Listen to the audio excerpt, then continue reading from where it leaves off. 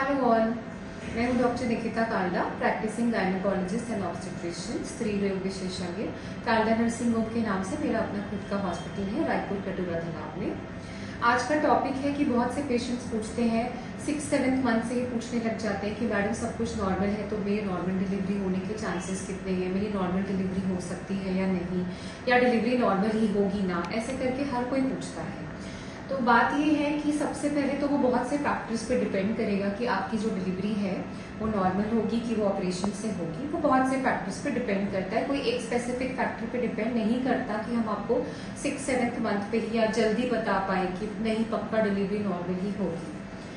कुछ चीजें होती हैं जिसमें अपन को पहले से ही कुछ इंडिकेशंस होते हैं कि पता होता है कि इसमें नॉर्मल डिलीवरी का ट्रायल नहीं दे सकते, आपको ऑपरेशन से ही बच्चे को निकालना है। जैसे कि अगर पहला आपका ऑपरेशन हुआ है और आड़ा काटा गया था, अगर आपके गर्भाशय को, क्लासिकल सेक्शन बोलते हैं उसको, तो उसमें हम नॉर्मल डिलीवरी का ट्रायल नहीं देते हैं क्योंकि गर्भाशय फटने का रिस्क रहता है।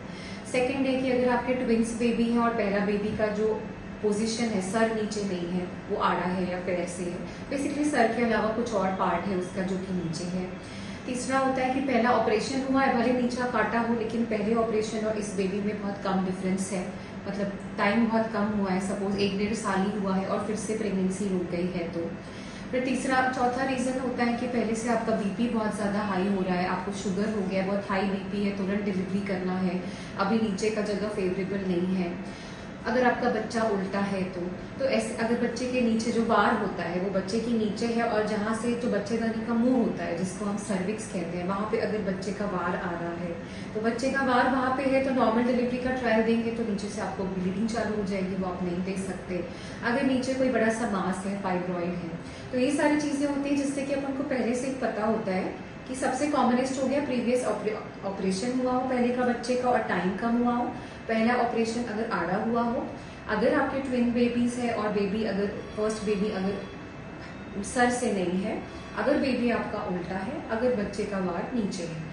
ये कुछ इंडिकेशंस हो गए जिससे अपन को पहले ही पता है कि नॉर्मल डिलीवरी का ट्रायल नहीं देना है, आपका डिलीवरी बच्चे का जो डिलीवरी है वो ऑपरेशन से ही होगा।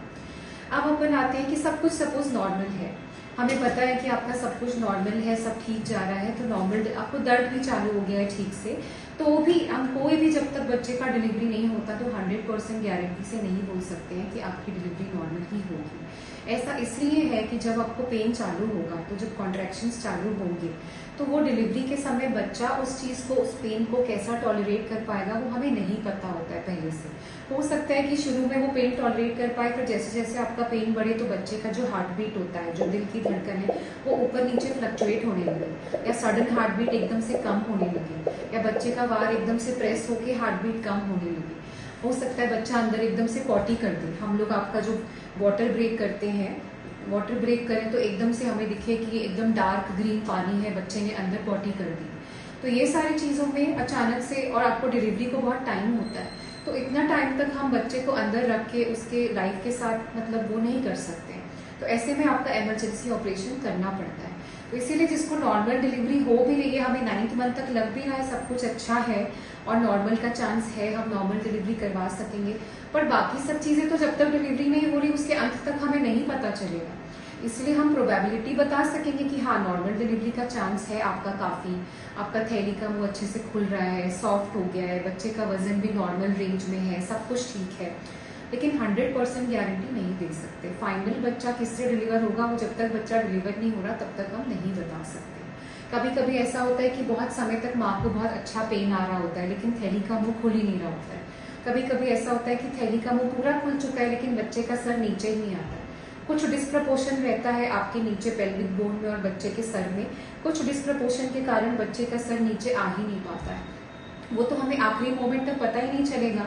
तो वो कारण हो गया, तो उसमें भी हमें तुरंत ऑपरेशन करना पड़ेगा। कभी कभी अचानक से बच्चे का धड़कन कम हो जाता है, तो इसीलिए अभी से बता पाना कि 7वें 6वें महीने से कि आपकी डिलीवरी नॉर्मल होगी कि ऑपरेशन से, ये हम नहीं बता सकते।